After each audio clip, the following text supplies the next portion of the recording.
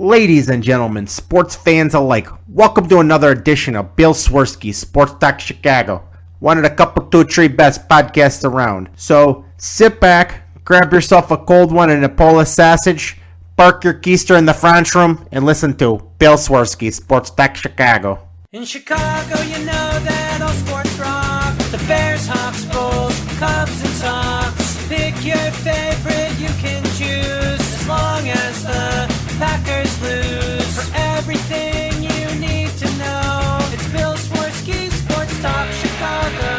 Bill Swerski Sports Talk Chicago. Hey everybody, welcome to another edition of Bill Swerski Sports Talk Chicago. This is your hosts Alex and Sean. On this episode, we are going to be talking baseball is back. I repeat, MLB is back in regular season. We'll be talking basketball, we'll be talking hockey, we will be talking COVID-19, we'll be talking football, and lots of other things. But first, I'd like to thank our sponsor, the Rockford Ice Hogs. If you're not familiar with the Rockford Ice Hogs, they're the AHL minor league affiliate of the Chicago Blackhawks. What does that mean for you? You get to see the stars of tomorrow today at family-friendly, affordable prices. Sure, the season is not going on right now, but that shouldn't stop you from heading on over to icehogs.com. Get yourself a hat, shirt, jerseys, tickets, and more. Tell them Swerski Sports sent you. Alex, how does it feel to have watched an entire series of regular season baseball in 2020? Well, it feels pretty good, I gotta say. It felt really nice to sit down and watch an actual baseball game again, and it's certainly different than what we're used to seeing. We're seeing empty stadiums, and we're seeing alternate rules, and, you know, we're having opening day in late July, so it's all weird, but, you know, there is still some sense of normalcy watching baseball on a summer day again. You know, right now, while we're recording this show, I'm continuing to watch it. In the background, muted, I have Atlanta Braves, New York Mets. So I'm trying to watch every game that I can when I have time. I mean, I was just excited to watch some of the early games for teams I didn't really care for. Like, you know, I don't really have a horse in the race when it comes to Nationals, Yankees, but boy, was I having fun watching it and seeing Giancarlo Stanton hit titanic shots. Just felt good again. Yeah, absolutely. It felt good. And it feels good to Cubs to look good. You know, you saw some really good things from the White Sox. But before we jump into those, there's the scary thing right now, and I don't know if you saw this, but the Marlins team has an outbreak of COVID. Yeah. Yeah, I just saw that actually.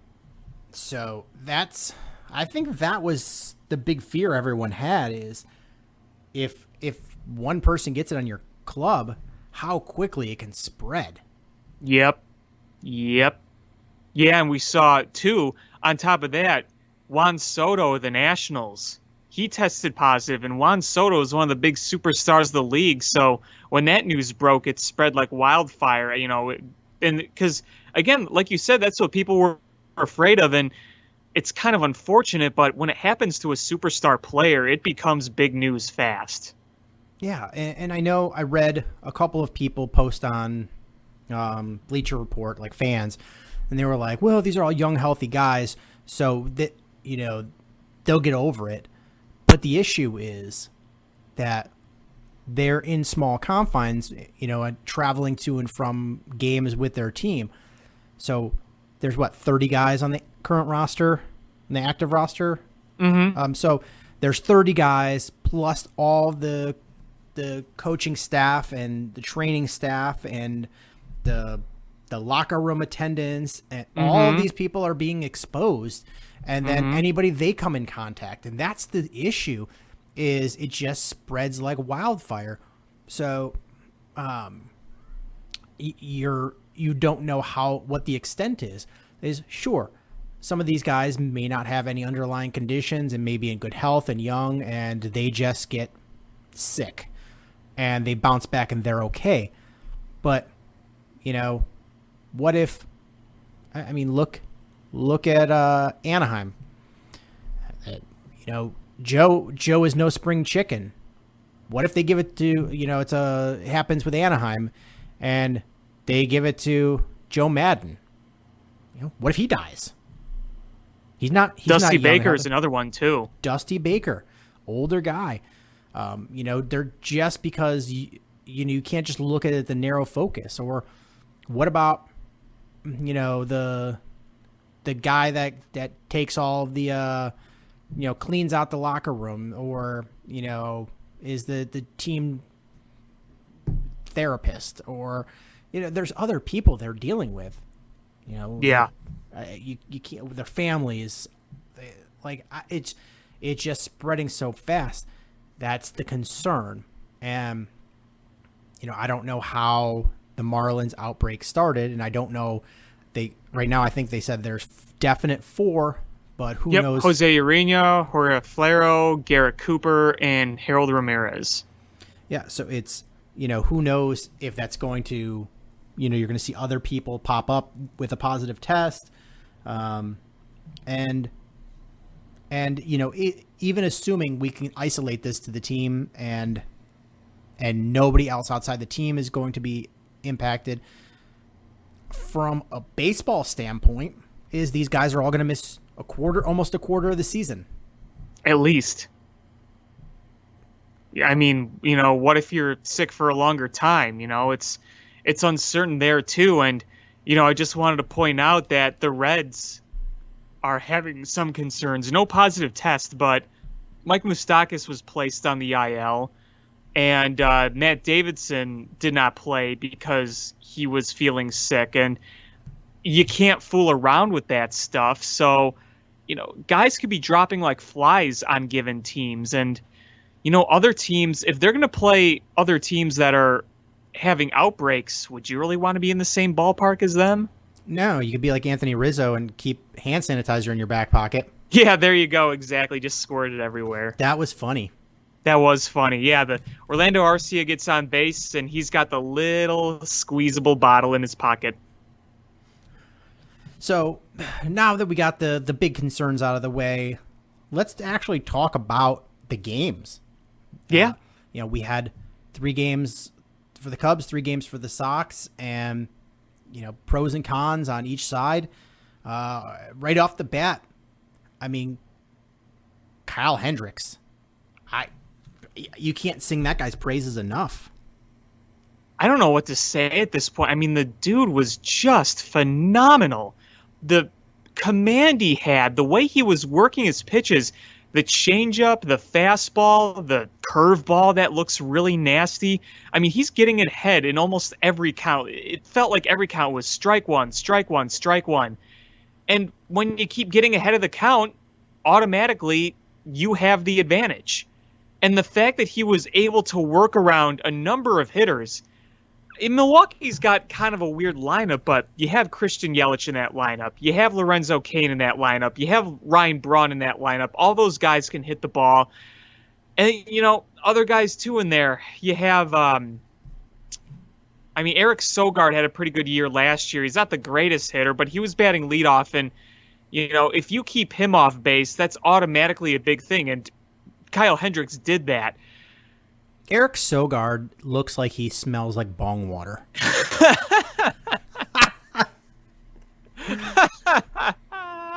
That's so true. But he didn't get a single hit off Hendricks. Nobody, only Arcia did. So Kyle Hendricks did not walk a single person and only allowed 1 base runner. I mean, sure, that 1 base runner was on 3 times, but one guy got on base. That's it. Yeah. And I mean, you think about the hit he got in the 9th inning. It was just a little ground ball dribbler. Nothing was really hit that hard off Kyle Hendricks. He made it very, very easy on his fielders that day. And he made it very easy on David Ross. His first career game managing, he didn't even have to worry about the bullpen. Kyle Hendricks just took care of the whole thing. And, there were people saying, should have Darvish have gotten the opening day start? I think most people were on board with Kyle Hendricks, but some people would wonder which one should they have gone with, and I think it's fair to say he made the right decision. Kyle Hendricks 100% deserved it. I mean, it was poetry watching him. 9 strikeouts, no walks on 103 pitches. A complete game on 103 pitches with 9 strikeouts. That is impressive. I mean, what were they saying? The stat is the league average is like 16 and a fraction pitches per inning, and none of his innings hit that mark. Yeah. So he was cruising. There was like innings where he had 7 or 8 pitches to go through an inning. He was just in the groove. Mid-season form, boom, game 1. And it really set the tone because, I mean, being honest, is the fears I had about the Cubs offense kind of manifested themselves in game 1. All of their runs were on home run. You struggled with the leadoff hitter again. You had a fair number of strikeouts. So the things that we were worried about are sort of happened. They minimal number of hits, decent number of strikeouts, not getting guys on base, not all of your runs off of home runs. And that's what we saw. But I mean, Kyle Hendricks made it so you didn't have to have a big lead because he shut the other team out. Yeah, the one thing I will say, I mean, I agree offensively. Like, they didn't do much offensively. The one thing I will say that I did like from the offense is they had a lot of good at-bats. Bryant didn't get on base that first game, but he had some really good lengthy at-bats, and I gotta hand him that. That's what we want to see more of. Obviously, we want to see more getting on base, but at least we did see some good at-bats. But I definitely agree. The offense, the first 2 games, got off to a pretty slow start overall. And Kyle Hendricks basically made the game easy. They only needed one run, essentially. Ian Happ's home run, the 2-run home run, that's all they needed. But, you saw some similar patterns that you didn't want to see. But, man, Kyle Hendricks he made the game so enjoyable, and it was over in under 2.5 hours, around 2.5 hours. Yeah, it was a quick game. And going back to the Cubs offense is, the results in the box score were what I said. And you're right. If you sat down and watched the game, KB had some good at bats. He was really moving the pitch count on the pitcher. I mean, what do you have, a 10 pitch at bat, He was working the count, doing things that leadoff hitters should do. There was a lot of guys that made solid contact with the ball, had some good swings. It didn't look as bad as last year, but the end results on paper were similar. So I just want to see how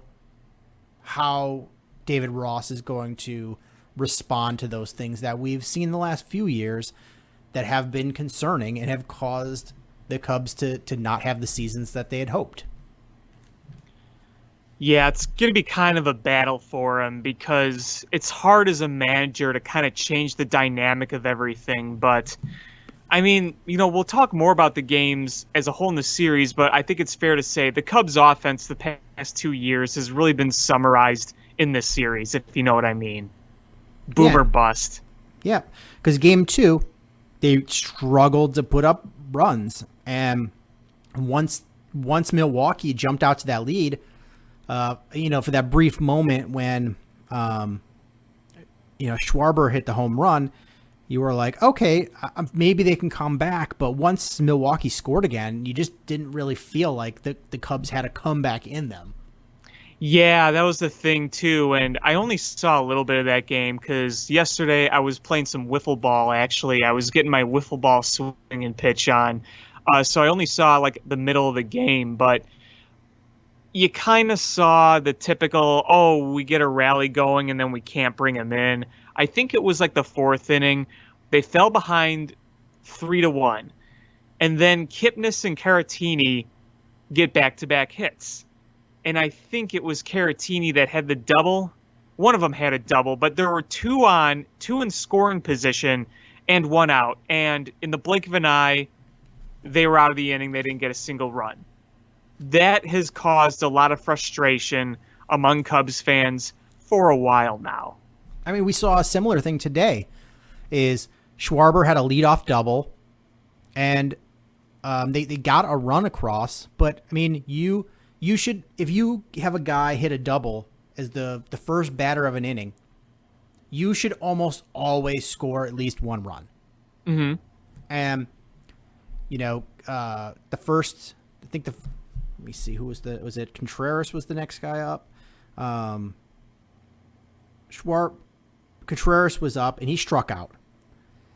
And then Hayward grounded out, but it at least drove Schwarber to third.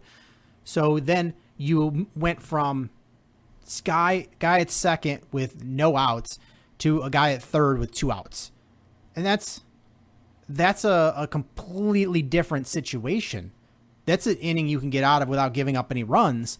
When, I just feel like the philosophy is they just like, well, no, I would rather hit a home run and drive in 2 rather than make contact and sacrifice and, get the guy over.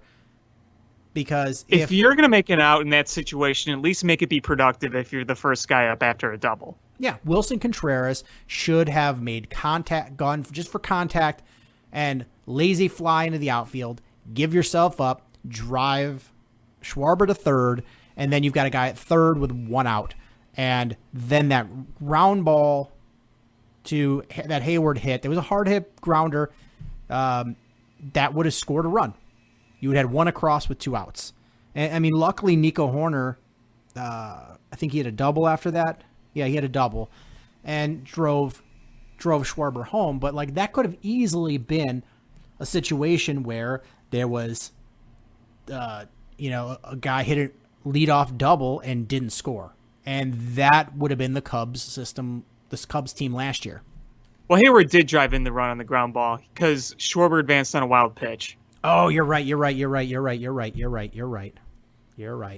Just cut that bit out. Cut that bit out. That's okay. I mean, it's still my mistake, but it's still a similar point is, you need to see more of that. You need to see more out of the next batter up. And you can't have a strikeout in a situation like that. At least Hayward's ground ball was productive. It moved a runner over, and I forgot about the wild pitch. I thought he moved to third, but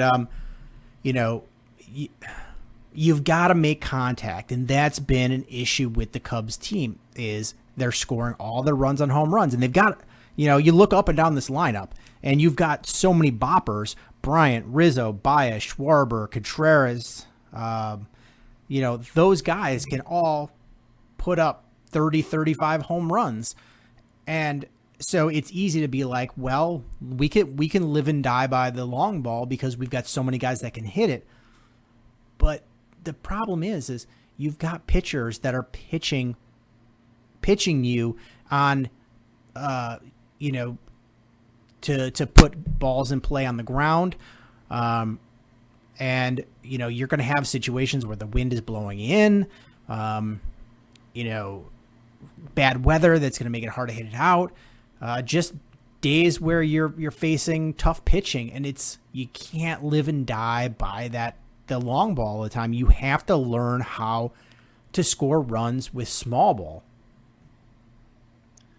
Yeah, I think the Cubs they need to do a better job of making more contact in the right situations, because we've seen situations where they'll have some good at bats, but they won't get on or they won't get that productive out. They'll end up swinging at like a slider or a changeup that's out of the zone. With Wilson Contreras, and it's hard to knock Wilson Contreras today because he hit a home run and an RBI double, and the home run he hit was just a mammoth shot. But in that situation we were talking about earlier, he chased a slider that was way out of the zone. You could tell he was trying to swing for it hard, and that's a situation where you want to more ideally shorten up. I think the Cubs last year, I read a stat where they were below the league in making contact with runners on, where like they were striking out more and not getting as many productive outs. And, it's going to be different this year without having to worry about the pitcher batting. So you're going to have 9 guys that can actually hit throughout that entire lineup. So things will be a bit different, the dynamic there. But, as a whole, it's still something very important that we want to see more consistently from the Cubs. Because yesterday you had situations where they had runners in position, they had scoring opportunities, they couldn't cash in. And today things were a little different. Today you saw a lot more of what you wanted to see. I think it was the 4th inning they scored all those runs, but they were not swinging for the fences. They were just keeping the line moving, just hit, walk, hit. Kyle Schwarber led off with the walk, and then the hits came. They kind of sprayed it all over the ballpark. That was poetry. That was absolute poetry. And yesterday we saw the bad Cubs come out, and the thing is they were primed to be able to do something because they chased the starter out of the game in the 4th inning, and he already had 75 pitches, and he only pitched 3 1/3, and he had 75 pitches. They chased him out. You got a long reliever coming in there. That's where you should be with this. Against this Brewers team, that's when you should be, eating lunch is in those middle relievers. That's where you have to take advantage. You chase the starter early, and you had a reliever come in for 2 2/3 innings, and you tagged him for a couple runs, but then it just sort of, died down, and your pitching, they did to you what you were supposed to do to them. It was a tough watch, for the Cubs. Is Darvish didn't have a great game. No, neither did the defense. That rundown, oof. Yeah. And Underwood gave up a run. Bradwick was actually pitching good, and then just gave up that. Just had one bad pitch to Christian Yelich. He hit that a country mile, man. I know, but other than that, he was pitching good. And we found out he was hurt, so it was a tough one. You're just like, crap. We thought we were, we had some good feelings yesterday, and then come out and kind of poop the bed to yesterday, but then today they come back and give you some warm and fuzzies because they beat up on the Brewers, and Tyler Chatwood looked really good. That might have been as good as we've ever seen him in a start, considering the circumstances. I mean, that was as good as we've seen him. He was getting guys to ground out. He was striking out guys. Not a lot of hard contact today, and he was able to get ahead of the count more than he was obviously in 2018, that's for sure. And last year Tyler Chatwood did some pretty solid work out of the bullpen, and it gave you a little bit of glimmer of hope. If we can get more of this Tyler Chatwood, then man, finally getting our money's worth. I'm watching the replay right now. You look at the movement he puts on his pitches, and when you get ahead of the count, that's the key, because then you can try to get batters to chase. That's when they chase those breaking pitches that move so much they go out of the zone. But you only get those chases if you're ahead, and that's what he did. He was able to get ahead of the count, so they were more inclined to chase and try to stay alive than to try to watch it go by. It was really, really great to see him strike out Christian Yelich 3 times. Wasn't that awesome? It was nice to watch. It was, I'm not going to lie. And Wilson Contreras, whose framing is noticeably better, certainly helped out Tyler Chatwood as well. It's a team effort right there. And boy, can we also just quickly touch on those 2 catches made by Ian Happ and Albert Almora? My goodness. It's nice to have guys that can play defense. I mean, we know we know Hayward is one of the best right fielders in the game, but late in the games, you can put in an outfield combination with Happ and Almora, and you can really play some nice defense. Is Happ the best outfielder? I don't think so, but he's so fast that he's able to make up ground. Almora is a pretty good defender. You can really play defensive ball, and it's especially nice when you actually see some nice swings by Ian Happ. You feel comfortable enough to play him more regularly. Yeah, I think so too. I mean, I remember he made a really bad gaffe when we were doing this show against the Sox, against the exhibition game last week. But, he's not going to be a Gold Glover, I don't think. But I think he's going to be good enough, is what I'm trying to say. Happ? And yes. Yeah, like I said, I don't think he doesn't have all the instincts of Hayward and the ability to see the ball off the bat. But doesn't have the arm either. He doesn't have the arm, but the thing is, you have to consider he plays multiple positions, and he's really fast. I mean, he has got some wheels on him, and when you've got speed, you can make up for a lot of other things. You might not see the ball come off the bat well, but you could just use that athleticism and speed and make up for it. And run down some balls. He's also hitting the cover off the ball too. Yeah, I mean, he had some not so great at bats yesterday, but man, clobbered that one in game 1, and really swung the bat well today. Yeah, he hit another home run. He had an RBI single. I think the signs are looking much better for him. Yeah, it's really good to see. He's swinging the bat. I mean, he looks nice swinging the bat. Nico Horner is looking good. Schwarber's looking good. Schwarber is looking good. Rizzo, you're not seeing the results, but I think he swung the bat well. Yeah. We just need to get Bryant going because he looks behind on everything. Yeah, he got his first hit of the season today. Yeah. And so he's batting a cool. I believe he is tied with Christian Yelich. I think they're both one hit this season. I think they're both batting .071. 2 MVPs batting like 1 for 14 to start. Yeah. And so, KB, we just need to see it. It's been like a cursed position that since Dexter Fowler left, that leadoff spot has just been a struggle for the Cubs. Yeah. And anybody they put up there has really had a difficult time. Except for Anthony Rizzo. But it just doesn't make any sense to put him up there. I don't know what it is. I mean, honestly, it should not be that big of an issue. No, and the thing is, the approach is good because it feels like more times than not, Bryant's at least at a full count or he's had a good at-bat. He just can't get on base. Yeah, I mean, I've read some people say Nico Horner's got the hot hand, put him up there, but he's a young hitter. That's been a cursed position. I would rather have a veteran bat up there.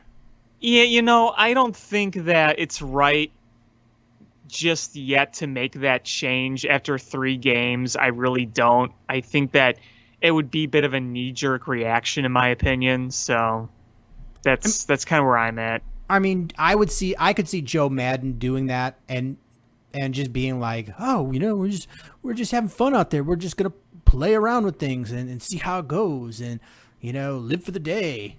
And David Ross is not that same guy.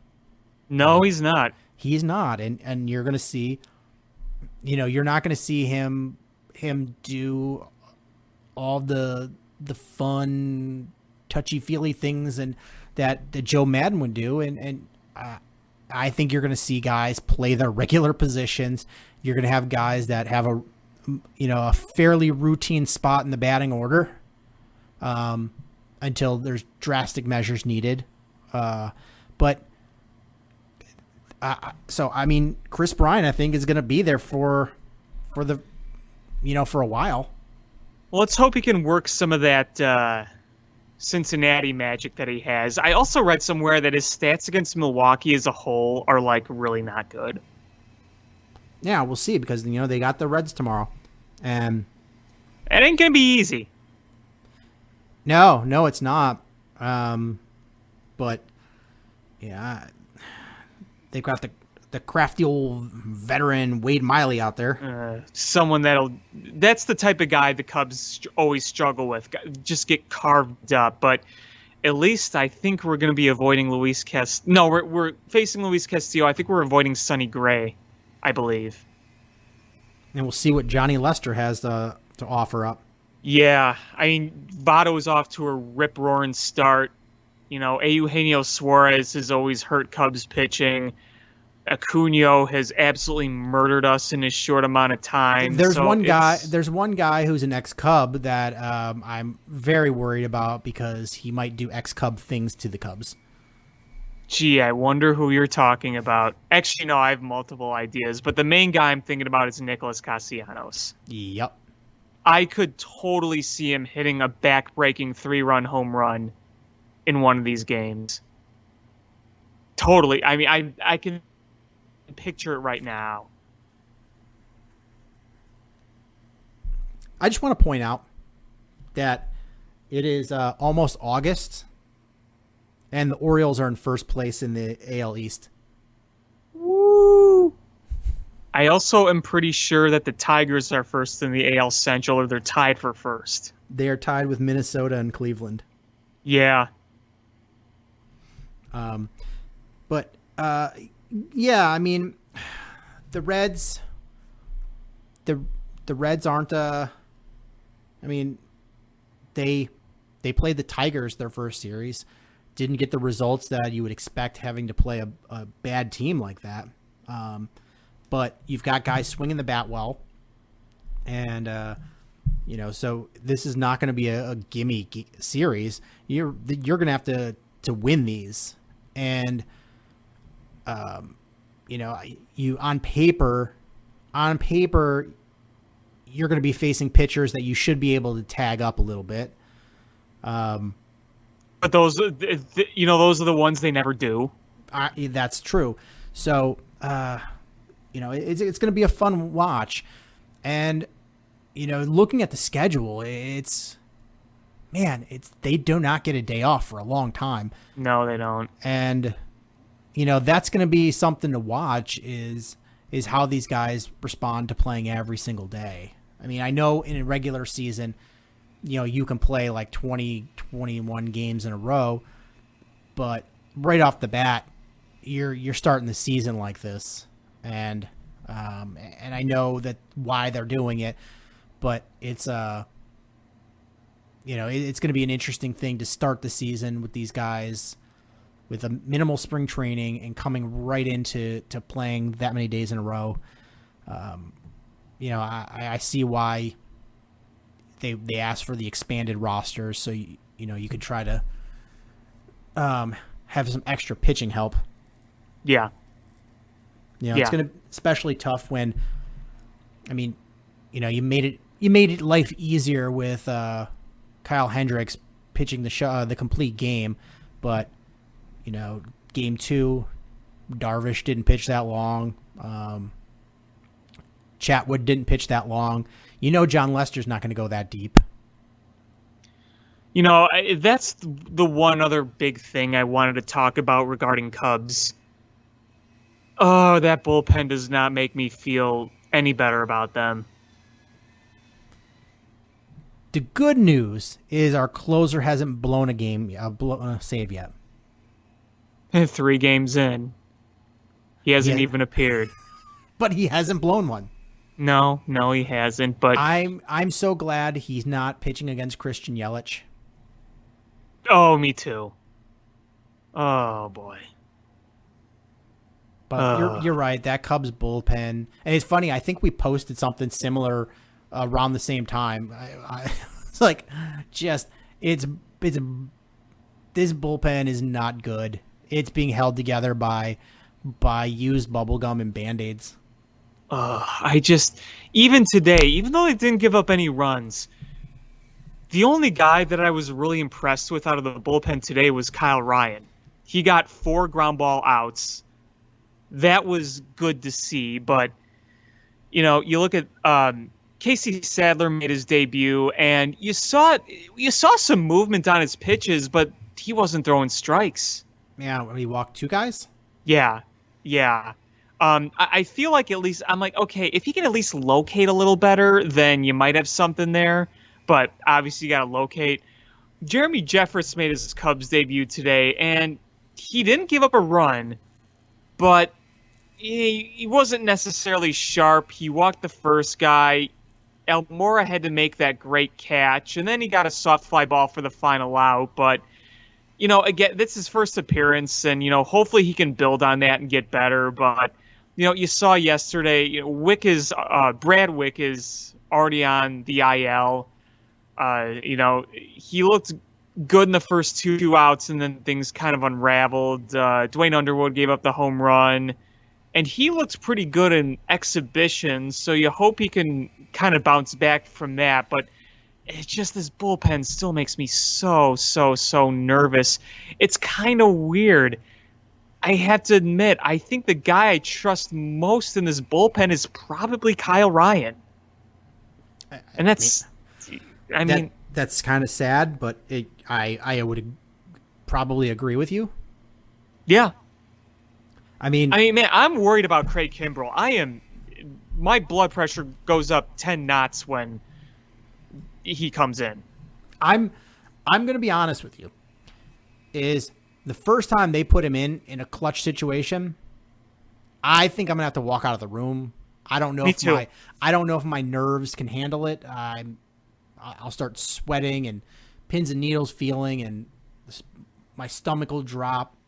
Bills fan puking. Pretty much. I'm like, even if he goes out there and strikes out the side, I might pass out. I'll just wait and walk out of the room and read about what happens online. Yeah, that's kind of what I would do as well. And you know what? If he ends up bouncing back and being the guy that we saw a few years ago, then maybe I'll resume confidence and come and watch. But he's gonna have to earn that because, oof. I was giving him full benefit of the doubt going into spring training 1.0, thinking, all right, he had a weird year last year. It's just come back and, get back to it. But in spring training 1 and 2, we saw some of the similar concerning trends. And I know exhibition is tossing batting practice. Yeah. At the home run derby. Yeah. Or walking guys, one of the two. And I know exhibition is exhibition, but oh boy, it's just when the trends are the way they are, it's worrisome. It's just worrisome. So let's talk about the other side of town. The White Sox had an exciting series against the Minnesota Twins, and I'm not ready to admit that I was wrong about the Twins regressing on offense because it's one series.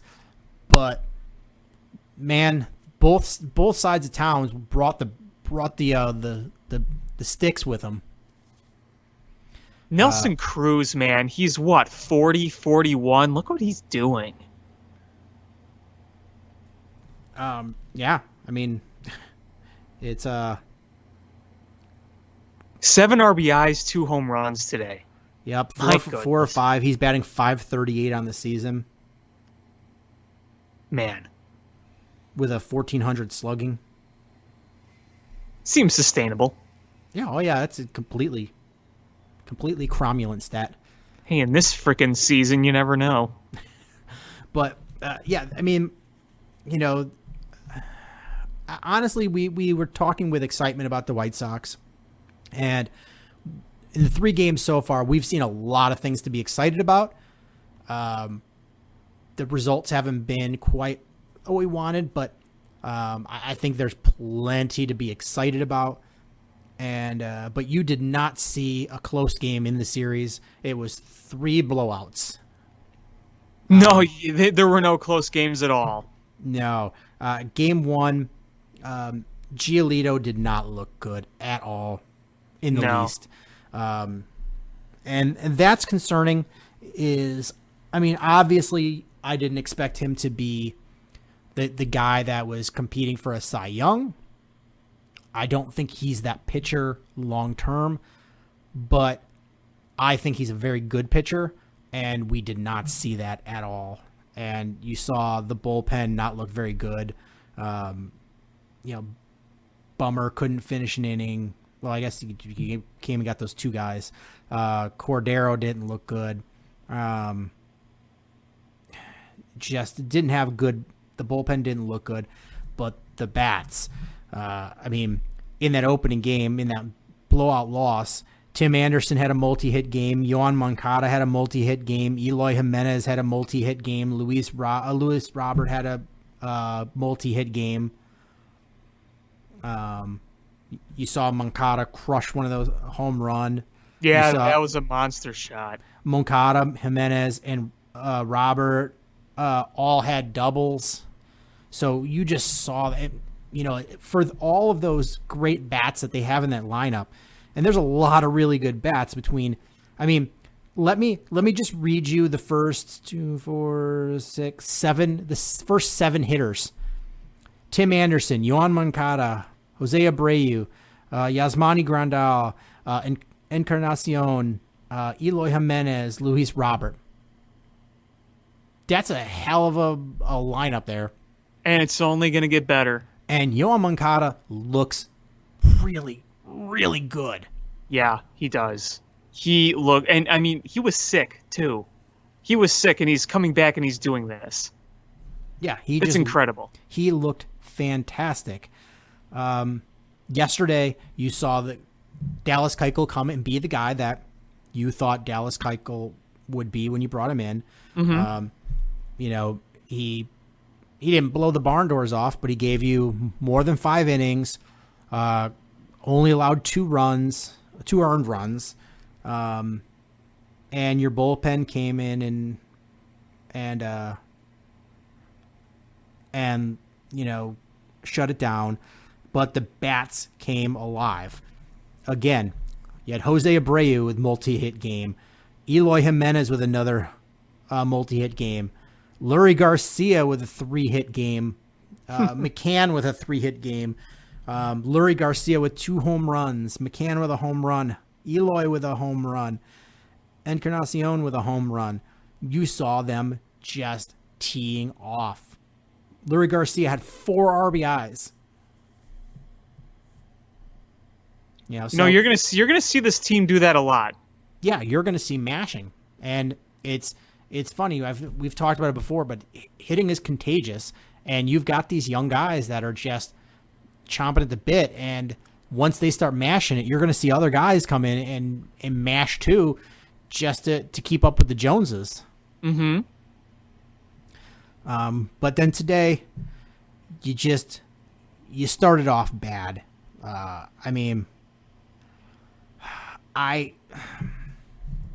don't want to admit it because I like him.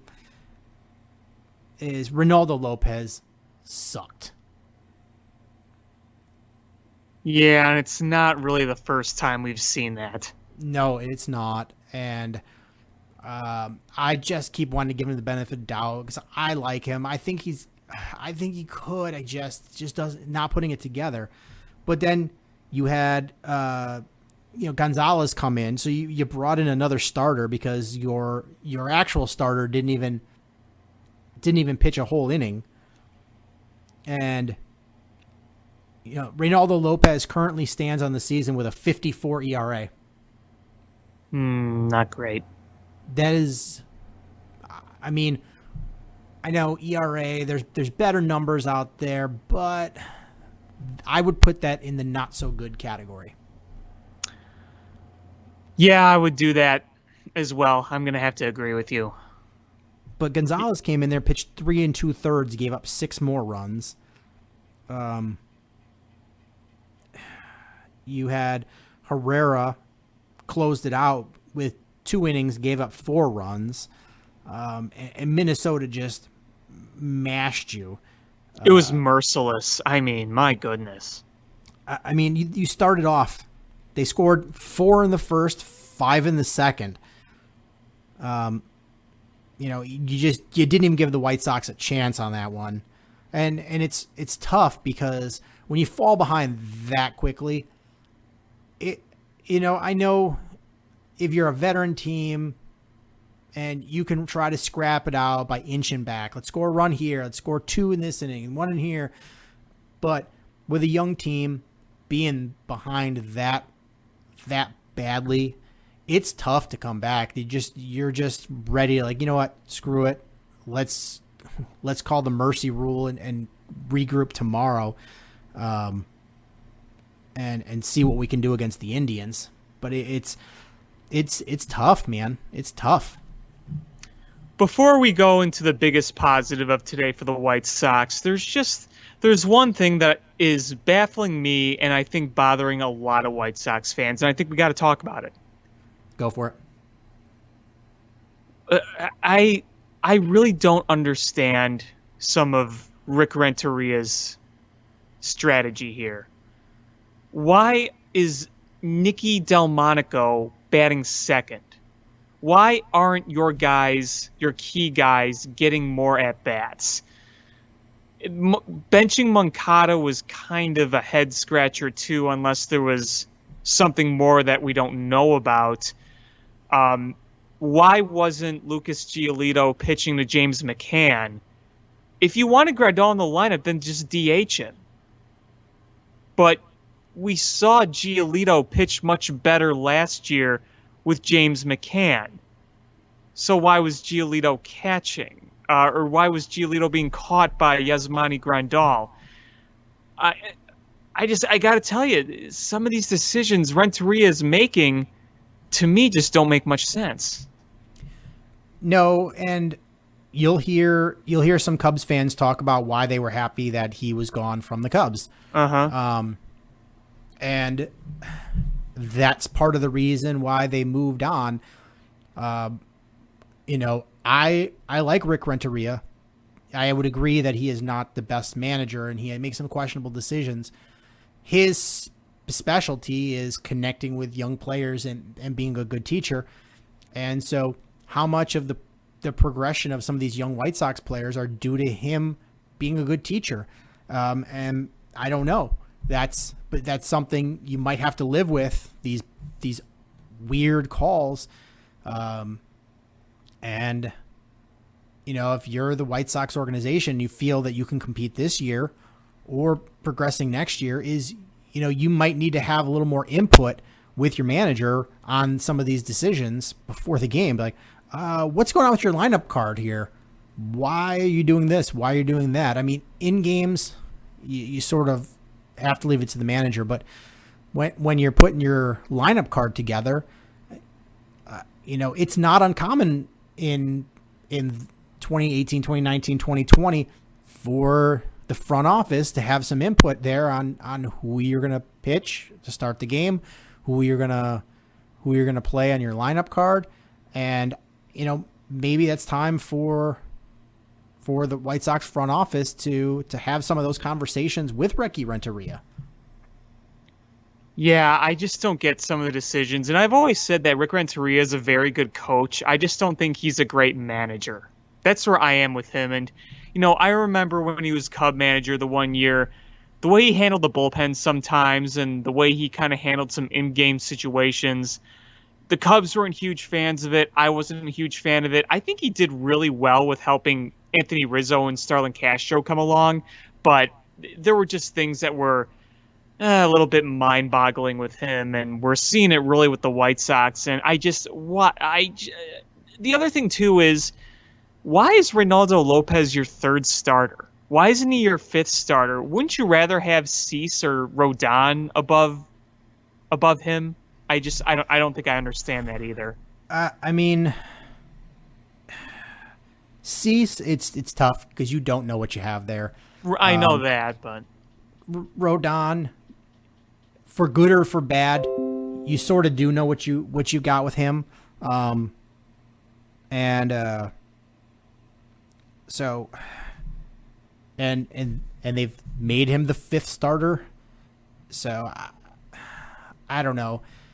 I would probably have gone with Rodon just being the veteran 3rd, and then I don't know, you could have flip-flopped between Cease and Lopez, and probably by the end of the year, Lopez clearly your 5th, but after you see the progression of Cease, I don't know. I guess I'm more in favor of putting the veteran ahead of the younger guy. And so Rodon probably would have been my pitcher today. But again, I don't know all the situations of why. There could have been a reason. Maybe you wanted Carlos Rodon to pitch against the Indians. I don't know. I don't know either. And I just know there's a lot of frustrated White Sox fans right now with Renteria's lineups, and I could kind of see why. Oh, I mean, I can see why too. I mean, I got a text from Gary. Why is Garcia and Delmonico playing? Stupid. Yeah. And Lopez sucks. Yeah. I don't think Gary's the only one saying that, honestly. No, he's not. But it's funny because I only caught bits and pieces of the White Sox games. But I got text and I was like, I better check what's going on here. And it was funny to see. I mean, not funny, haha, but some of the lineups that the White Sox had. I mean, you're nice. You got a nice leadoff hitter, and you put in Nicky Delmonico batting second. That just doesn't make any sense. Yeah, me. I don't get it. I really don't get it. I just, and you bat Luis Robert so far down the order. And Luis Robert, that's the one I want to talk about. Man, does he look good. That guy is going to be an absolute star. The way he hits the ball, he hits it hard. The ball explodes off his bat. You're looking at possibly a next top 5 player in baseball right there. I really believe that. He's that talented. He is really good. And you watch him play, and he's built like a grown man. He looks comfortable out there. He looks fast on the bases. He's a legit 5-tool player. And there's not a lot of those guys. No, there's not. Mike Trout is a 5-tool guy. Christian Yelich is a 5-tool guy. There's not a ton of those guys, and those are cornerstone pieces. And there's a lot of really good baseball players that aren't 5-tool players.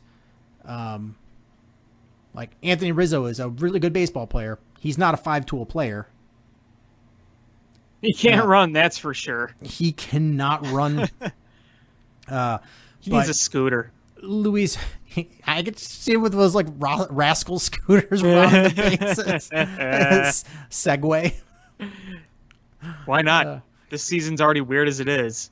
But Luis Robert is a legit 5-tool player, and those kind of guys don't grow on trees. And the White Sox made such a good decision bringing him in, and he is making such good contact. And that's the thing is, a lot of baseball is luck, because you could be doing everything right on your end, making hard contact, seeing the ball off the pitcher's hand, hitting it with the right part of the bat, and it just, if it falls into somebody's glove, or somebody just shifted over and it went right to him, sometimes those are the breaks. Sometimes you make the weakest contact ever, and it just dribbles slowly in the infield, and no one can make a play, and you beat it out. And, on the box score, the one guy got a hit and the other guy made an out, but clearly one had a much better at bat and was seeing the ball better. Luis Robert is doing the right thing. He's just absolutely seeing the ball well. He's just continuing where he went last year with his trajectory, mashing the ball everywhere. He's making solid contact, and that's all you can ask for. Mm-hmm. You'll see some baseball luck, come with him and go against him. But when you just keep making hard contact, that's all you can really ask for of a young player like that. Yeah, absolutely. I mean, the swing is so smooth, and, congrats to him on hitting his first home run today. That was the one good thing that happened in today's White Sox game. But, a milestone like that is one that you rarely forget. So in this opening weekend, he had his first hit, his first extra base hit, his first walk, his first RBI, and his first home run. So not bad. Yeah, and that's it's nice to see. It's nice to see a young player just doing well. It really is. It's fun to watch. So the White Sox gonna lick their wounds a little bit and try to regroup, play the Indians, and I love the way you're seeing some of these young guys hit and the way this offense can score runs. No team's going to want to play that, even if the record isn't there because the pitching isn't it. This is a team. Opposing pitchers are just going to be like, what the hell? You don't really get a break in this batting order. No, when they're all healthy and fully there, you don't get a break at all. This is a team that can make some noise. Sure, they're in last place in the division after one series. All right, well, there's 60 games this season. Make it up. Mm-hmm. You saw them easily score 10 runs in yesterday and 5 runs the game before, and you would love to see the Cubs offense be able to operate smoothly like that. This is a White Sox organization that's been able to manufacture pitchers over the year, the last 10, 15 years. They've now got the bats. It just, can they manufacture some pitching to go along with it?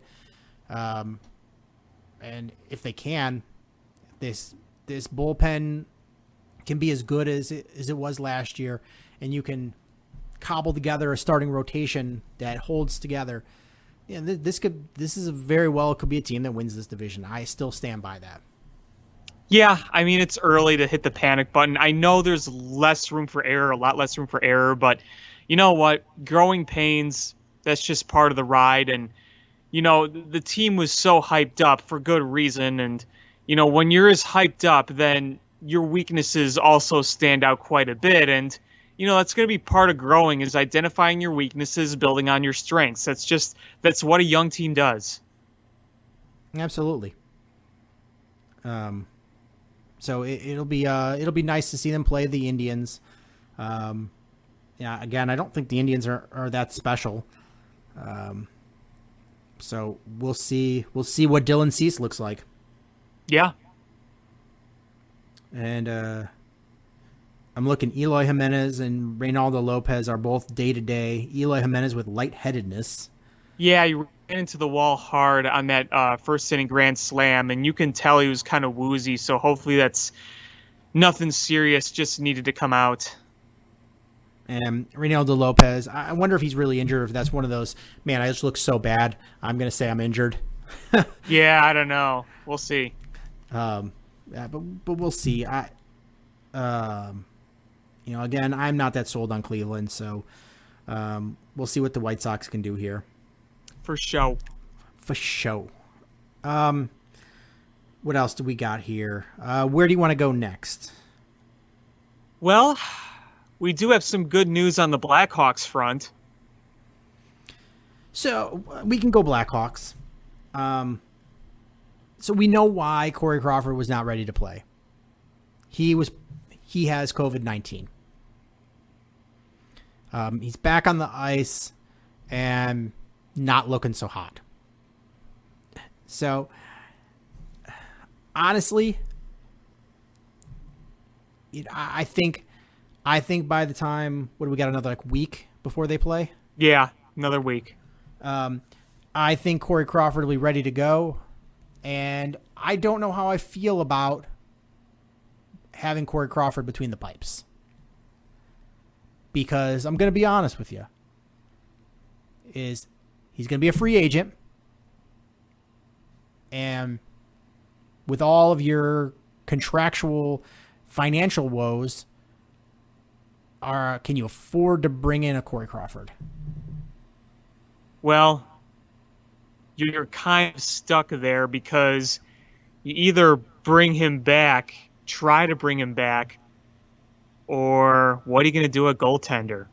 You don't really have that next up-and-coming guy, I don't think. I mean, do you think Malcolm Subban is going to be part of this future? He doesn't have that much experience. I'm not really sure Colin Delia is an NHL goaltender, so you have some questions at that position. You're going to need to bring in some sort of veteran next year.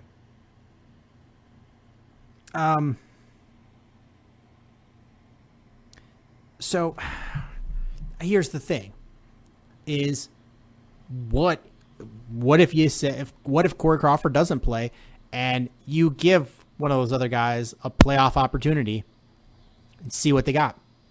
Well, I feel like Malcolm Subban would be the guy to give. Probably. And I mean, they really have nothing to lose in these playoffs. I mean, honestly. Yeah, I don't see them winning this series anyway. Right. Why? You know who Corey Crawford is, and he's clearly better than everybody else, but he's also rusty, coming off of a major sickness, didn't look good, on the ice, when they were scrimmaging, and honestly, if he stands on his head, he's really the only opportunity you have to win this series, and you have zero chance of winning the Stanley Cup. Yeah. You have zero. I mean, take that back. Mathematician speak. You have, being in it, you have some opportunity, but they have that next to zero probability of winning this Stanley Cup. So why not put yourself in a position to have a very good chance of getting the number 1 overall pick and seeing what your goaltending looks like in a competitive situation against a really good offensive team with a bad defense in front of you, is see what these guys can do. Yeah, that's a good way to put it. What if Malcolm Subban rises up and plays well and does a good job? Doesn't that make you feel much more comfortable about moving forward without Corey Crawford? I think it'd make me more comfortable, at least as a guy to have, depth-wise. I still think no matter what, you're going to have to bring in a veteran next year, but it would definitely, if Malcolm Subban played and he looked good, it would definitely make me feel better on the prospect of having him in the future. That's for sure. Yeah. And I don't want to write the guy off. I'm just saying I don't know what, I don't have enough on what he is yet. He doesn't have that much NHL experience. No, he doesn't. So, I don't know. I love watching the Blackhawks win. I don't like watching them lose, and I don't want people angrily going, why are you rooting for the Blackhawks to lose? No, if there's no way they're going to win the cup, so I would rather see what you have going forward in the future when you might have an opportunity, and also highly increase the odds of you getting the number 1 overall pick. I really want that number 1 overall pick, and Corey Crawford is the one thing that could stand in the way of you getting that. Man, we are not getting Meatball Sean at all. No, you're not. And I'm going to watch every minute of that series for however quick it is.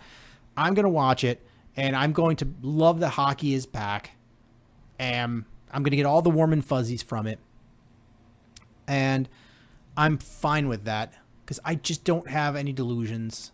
You know, if we had any sort of defense and Corey Crawford, you know, maybe I could manufacture some, you know, oh, maybe we could be the underdogs that come out and win this. Went from being the worst team, you know, do what the Blues did, and you know, go from worst to first. But the defense is terrible, and I don't know if the offense is going to be able to put up enough goals to make this a viable team in the playoffs. So I'm just trying to be realistic here. As you're saying this, you're slowly sweating because you know all your marinara sauce, your Kool-Aid jar, your wooden spoon, and all your sugar and Kool-Aid mix are currently hidden behind locked doors in one of your closets in your house. No, I got my Kool-Aid out and I just put a Cubs hat on it. Okay. All right. That's fair. Yeah, I mean, I don't really have any expectations at all. I'm just going to watch it for what it is. Some more hockey. That's what it is. It's more hockey. That's what we're going to get. And that's all we're going to get. And we're going to be playing in a weird bubble. Everything's going to be weird. We're not going to have Brent Seabrook. He did not make the trip. It's Good. just, yeah, it's just going to be weird. But it's hockey. But, you know, since we last talked, we now have a new team. Yes, we do. The Seattle Kraken. I'm not going to lie. I like it. Maybe it's because I grew up watching Clash of the Titans. Oh, God. But I enjoy the name Kraken. And I'm like, you know what? This could be my B team, the team that I watch when the Blackhawks aren't playing. I could watch the Seattle Kraken. They'll be my new Hartford Whalers. If you start buying merchandise and posters, somebody, for the love of God, just please restrain this man. I might buy a hat. I won't go any further than that. But yeah, you say one hat, and then next thing you know, you got a jersey, you got a poster, you got signed pucks. I'm a partial season ticket holder. Yeah, you don't even live in Seattle and you're a partial season ticket holder.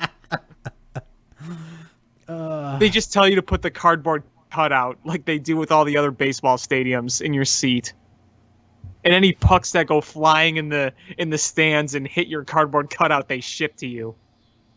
Oh man. But I'm not gonna lie. When I knew it was gonna be the Kraken, I didn't like any of those other names. I thought they were dumb. And when they went with the Kraken, early on, when I heard the Kraken was a possibility, I was like, "Oh, please, sports gods, let it be the Seattle Kraken." And they came through with flying colors for me. You're way, way excited about this. It's funny.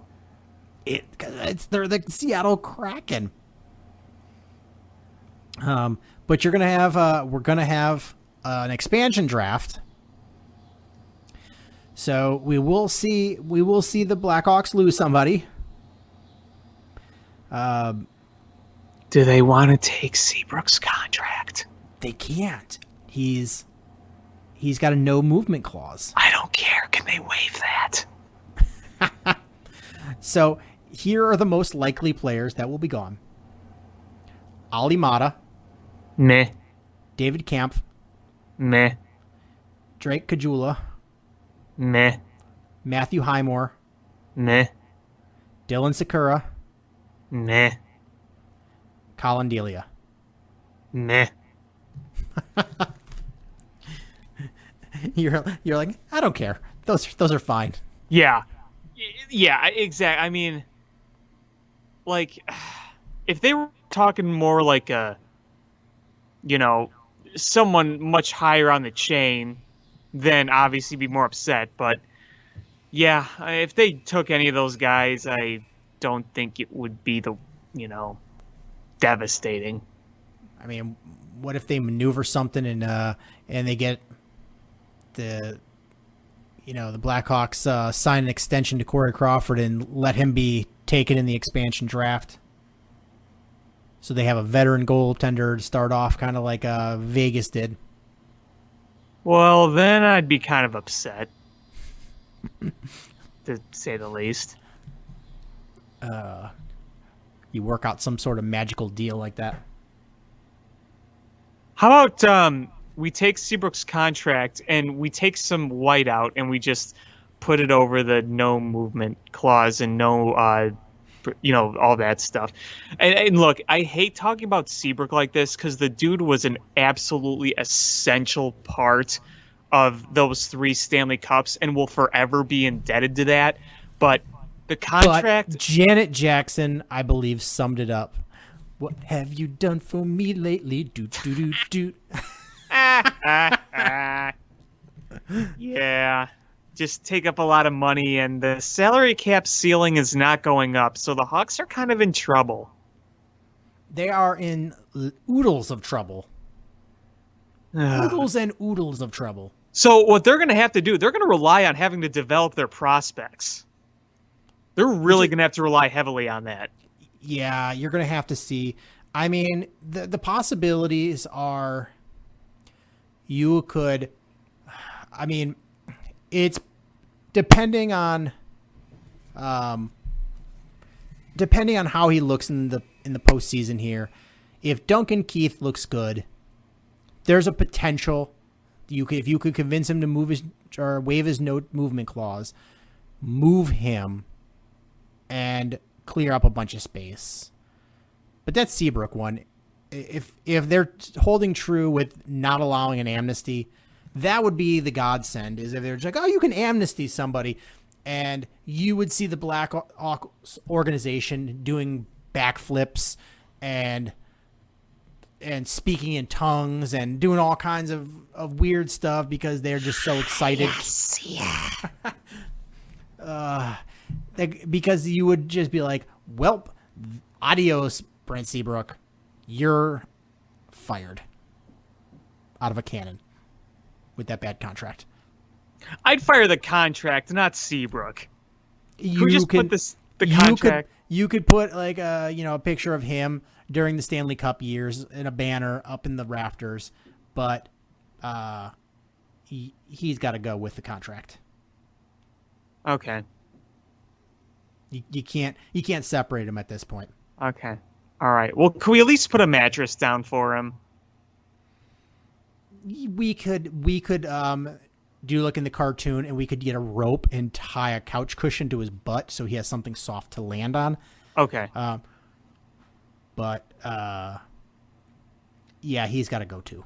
Yeah, I mean the contract it's just horrific, and I don't blame him one bit for taking it. And again, he is an absolute hero when it comes to those Stanley Cups. He is one of the biggest players in Blackhawk history when it comes to winning championships. But boy, when you got to move forward, you got to move forward. Yeah, I mean, agreed.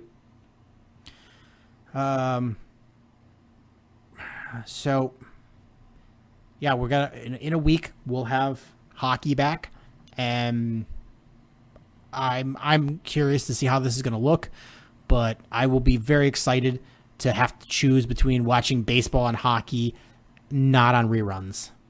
I know, isn't it great? It'll be fantastic. Right on.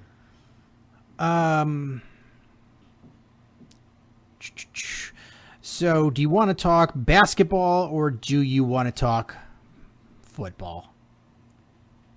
Well, I have some basketball thoughts that I need to get off my chest. All right. So there's rumblings of a trade. Not the trade you're thinking of. The more realistic trade is Thaddeus Young is going to be gone because the Bulls just want to get rid of him. A big foop and moop. Yeah, and I don't care. I think I think he's a guy that could play a lot better on another team. He'll be happier on another team. He's on an expiring contract, so you might be able to get something for him. But big whip. Nobody cares.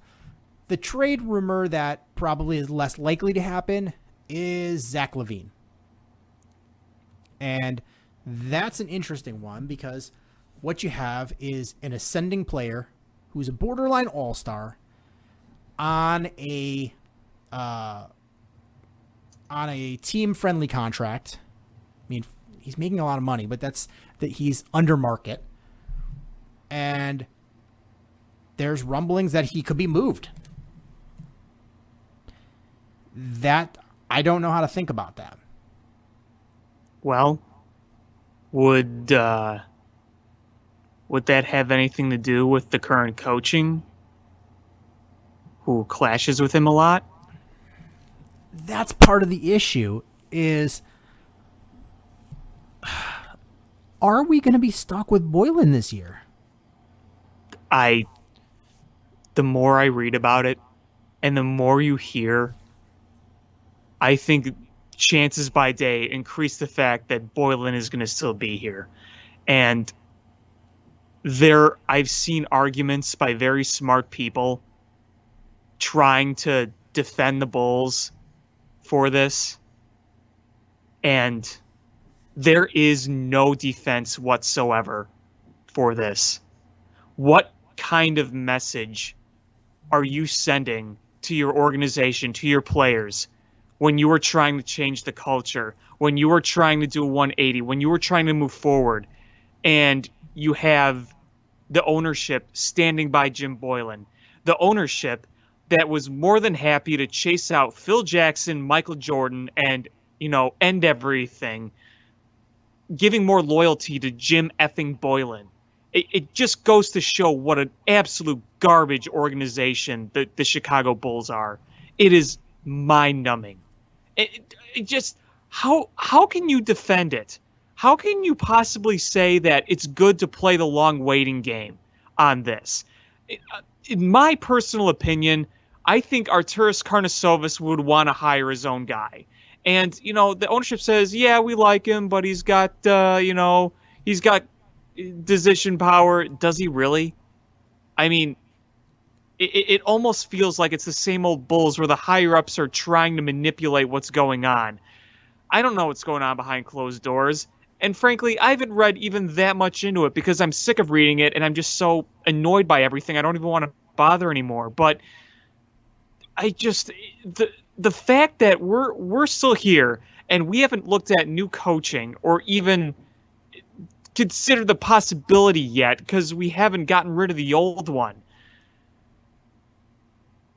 It's mind-numbing. I've said that word a million times. I'm going to keep saying it. It's mind-numbing.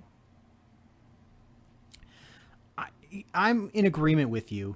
Is Jim Boylen is not the long-term answer.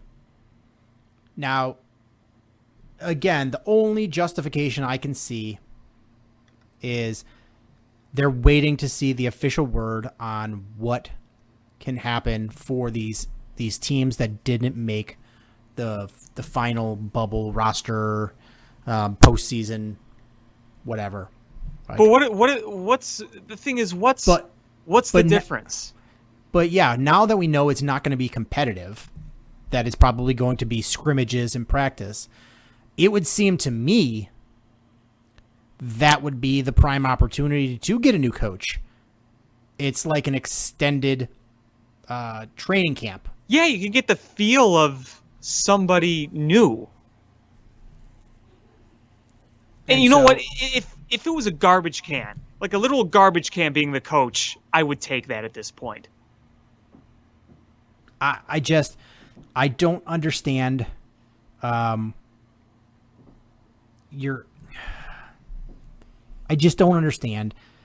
I've read, was it Casey Johnson maybe that said, well, Jim Boylen feels good. He's willing to tweak his coaching style. Oh, and give me a break. His coaching style, it wasn't just tweaks. It's actual complete overhaul. And by overhaul, I mean, we need somebody else.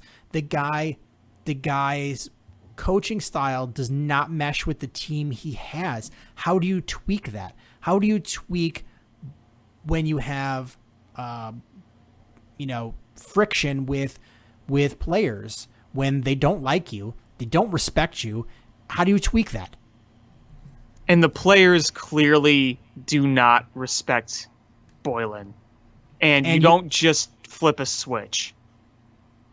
And you see, you see that the guy that you thought would be a cornerstone piece in Lauri Markkanen is regressing. Mm-hmm. And, the guy who's the closest you have to a superstar just doesn't like him. And your rumblings are that you might move your borderline all-star player. Why? Because he's clashing with a coach that shouldn't be there anyway? Yeah, I really thought that we'd be done with all this drama by now, and if they don't make a coaching change, the fans are not going to come back. I'm telling you right now, the fans are not going to come back.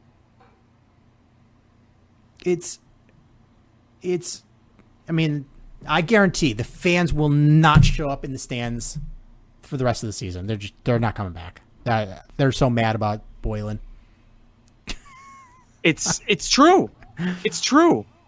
But it's frustrating when you see an eternal optimist like C. Red Fred just so upset about this that, what about the pessimistic Bulls fans? Like, where are they looking for bridges to jump off? You have a section of this fan base that are eternally optimistic, eternally, like scary optimistic, who are right now mad and upset and not here for it. Like you said, when C. Red Fred is not happy, you know it's bad.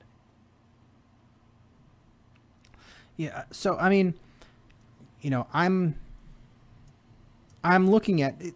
Boylen is not making that much money, and that better not be an excuse. If it's about payroll, that is the biggest pile of bullshit, and Jerry Reinsdorf needs to sell the damn team.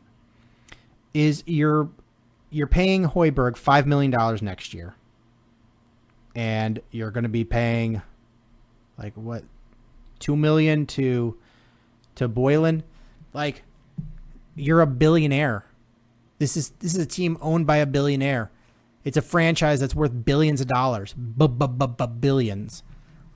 And I want to explain to people how much a billion is, because my mom is not stupid, and just the concept of $1 billion is $1 billion it's tough to wrap your head around. If I were to give you $11,000 every single day since the Declaration of Independence was signed in 1776, you wouldn't be a billionaire yet.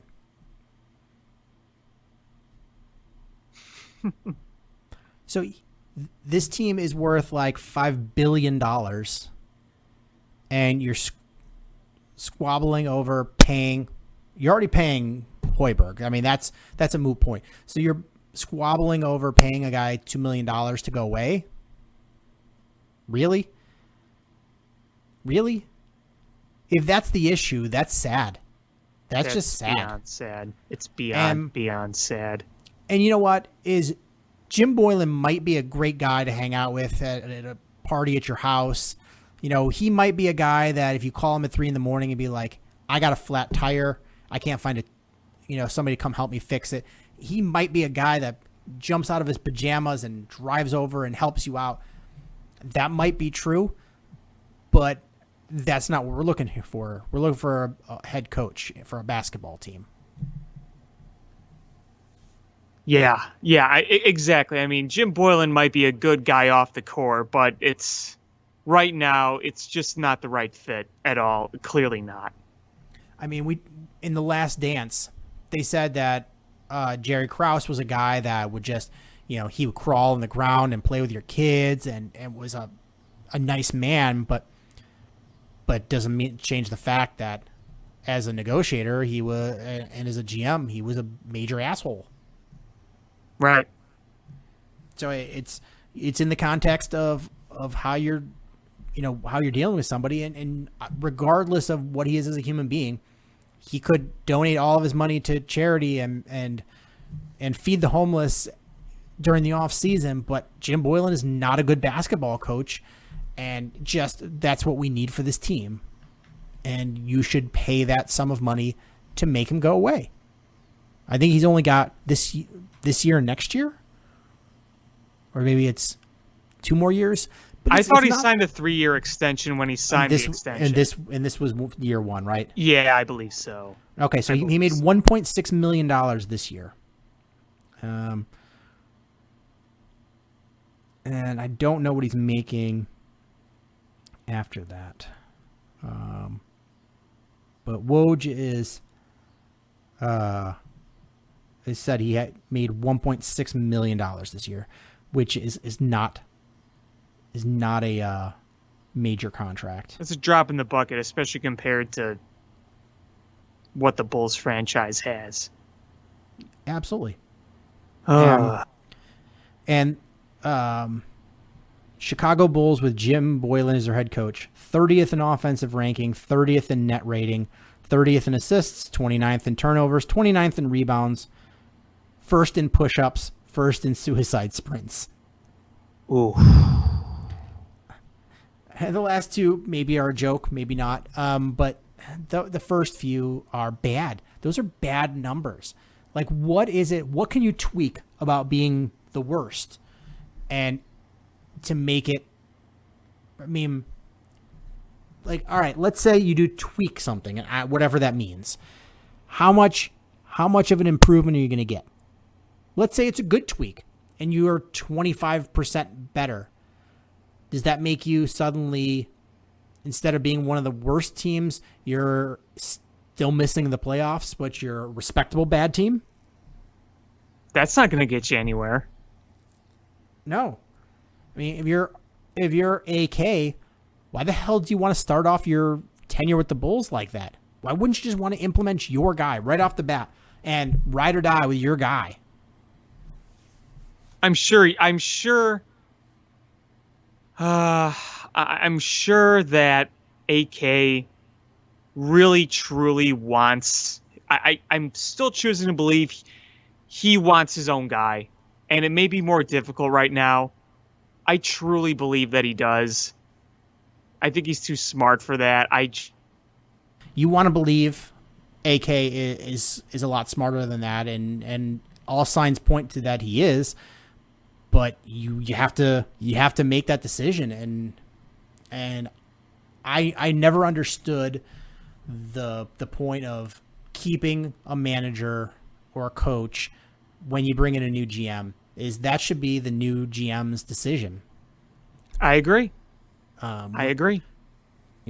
Is let them pick their guy. You're judging them on their performance. So why wouldn't you why wouldn't you let them make all of their decisions in order to do that? It's the Bulls. And as far as Zach LaVine, I would be shocked if there's a trade. Yeah, I don't think there will be. I mean, I think you would have to blow their barn doors off as far as a return. That's, you would need a lot in return for multiple years of a guy with a good contract like that. And I don't know if the Knicks or whoever else was interested in will pony up what you'd need to give up. Yeah, I don't think there would ever be an agreement with a trade. I just don't see it. So that's Bulls. I guess we wrap this up by talking Chicago Bears here. Yeah, I only have one thing I have on my mind about the Bears. I mean, I've got two. Well, one technically about the Bears, but one sort of about the Bears is Okay. Mike Ditka needs to shut up. Yeah. He's just out of touch and just needs to just shut up and mind his business. That would have been a perfect opportunity for somebody just to be like, okay, boomer. Yeah, he's, old guy. His brain is mush at this point. Just, I don't know. I think they need to stop giving him the spotlight at this point. I agree. He'll always have a special spot in my heart because I was around for that 85 team. But being honest, that was a Buddy Ryan team. Sure. He was a character that, he was part of it, but just at some point, you're just a guy that you keep putting a microphone in front of his face and he's going to eventually say something stupid, and he did. Yeah. No, I agree with you. The other thing is Ryan Pace finally decided to part ways with a mistake and traded Adam Shaheen. The list is condensing of tight ends. No more Ben Broniker, no more Adam Shaheen, and I think it was a long time coming. I didn't know that Ben Broniker is engaged to Mike Golick's daughter. Yeah. I didn't know that. Yeah. I guess they're financially okay. Mike Yeah. Golick, even though they got the boot, that guy. I think he'll end up on another team. I think he'll end up on another team too. But Mike Golick got the boot from ESPN on his radio show. That guy has made a lot of money in his career. So Ben Broniker's going to marry into some money, even if he never plays again. But I think he's a guy that I think is a good enough special teamer to catch on somewhere. I think so too. I think if you're the Bears, you just need more production. Not from a special teams perspective, but from actual on the field, then Ben Broniker can provide to you, and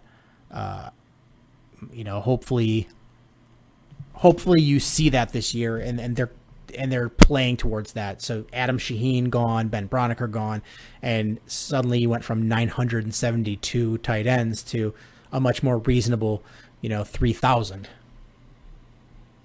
Yeah, the list is going down slowly but surely. What do they have? There's 7 tight ends left, 8, something like that. I mean, there's a lot, but it's a much more manageable number going into training camp, which starts. And this week. you pretty much know who your top 2 tight ends are, so it's just a matter of filling in 3 and 4. Yeah, I don't. Have they announced what the roster size is going to be? Because I'm sure it's going to. I know for practice squad, they're increasing the number of players you can carry on your practice squad. Right. And they're allowing you to designate. So normally on the practice squad, if there's a player on somebody's practice squad, you can sign them away as long as you sign them to your active roster.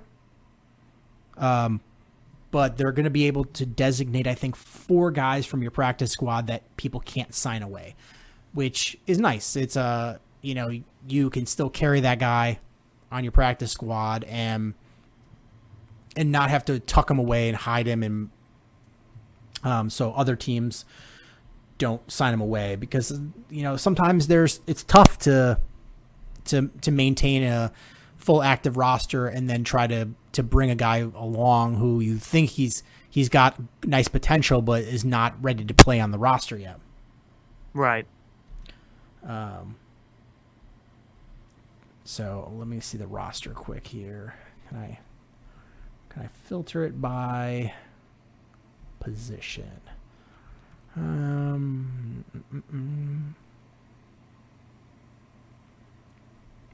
Tight end. Let's see. Darian Clark, Jimmy Graham, Demetrius Harris, J.P. Holtz, Jesper Horsted, Cole Kmet, Eric Saubert. So a lot less tight ends. You got 1, 2, 3, 4, 5, 6, 7. 7 tight ends. That's an actual reasonable number of tight ends to carry on there. Absolutely. I think it's probably looking JP Holtz probably a lot more likely to make this team with these cuts. Probably is your 4 guy, I would think. Cole Kmet, obviously. Jimmy Graham. Obviously. I feel like Demetrius Harris would make it too because he's a veteran. Yeah, you brought him in.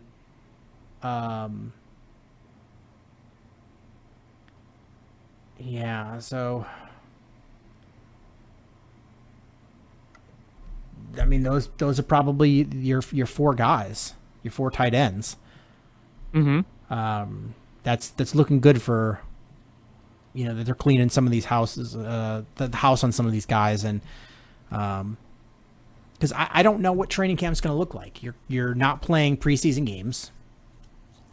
You're going to have less days of padded practice than you did. And so it's going to be harder for some of these guys to shine and give you and show you what they can do.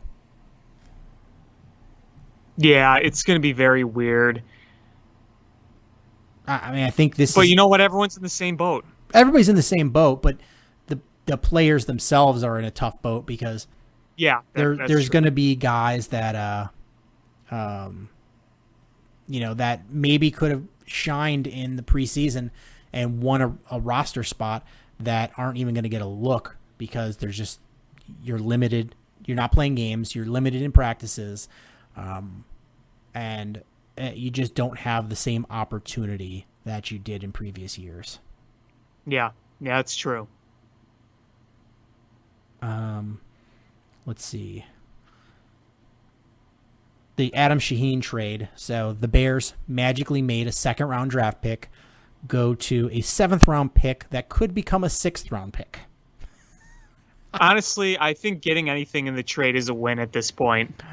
I'm trying to keep a positive frame of mind, and I told my buddy Gary that it's at this point you got what you could for him because he was a guy you were going to cut anyway. He wasn't making this roster, but it just does suck that you paid this guy salary and you wasted a 2nd-round pick, and then you have to trade him away to the Dolphins. You're probably not getting that conditional 6th-round pick. You're getting a 7th-round pick. Right. Let's see. The Bears released linebacker Devontae Bond and waived safety Kentrell Bryce and wide receiver Alex Wesley as well. So you're seeing some guys get moved on before training camp starts, and like I said, I don't know if anybody knows what training camp is going to look like. I don't know if the safety protocols have been brought in. From what I'm reading, the first few days are just going to be meetings and walkthroughs, and there's no padded practices for a while. Wait, here we go. Alex Breer is reporting day 1 is testing, virtual meetings. Days 2 through 3, virtual meetings. Day 4, testing, virtual meetings. Days 5 and 6, physicals. Days 7 through 15 are strength and conditioning. Day 16 is when practice starts. Day 21 is when the first padded practice happens. Yeah, they got a lot to work through before they can even make contact. Yeah, I mean, you're having all these people in classrooms, while they're doing something during quote quarantine. So they're in these quarantine protocols, essentially. So they're doing virtual meetings on site. So they'll all be on site, not meeting in person, while they're, quarantining, acclimating, and then you're going to start seeing some walkthroughs and padded practices. But this is going to be tough. Is the last several years we've seen a lot of undrafted rookies make make a name for themselves and win a roster spot because of their play, their standout ability in training camp and in practices and during the preseason games, and they're losing out on that. Sure, when a guy is a lock in a position, that's what you get. But where this is really going to suck is what's the one competition that you really wanted to see? The quarterback competition. And now you're not having any games. Nope. And that was going to be pretty crucial. Yep. So you have no games, and you're going to have to decide, is Mitch Trubisky your quarterback, or are you going to give it to the veteran? It is going to be an epic showdown of rock, paper, scissors. Or as my daughter plays it, rock, paper, scissors, water building karate.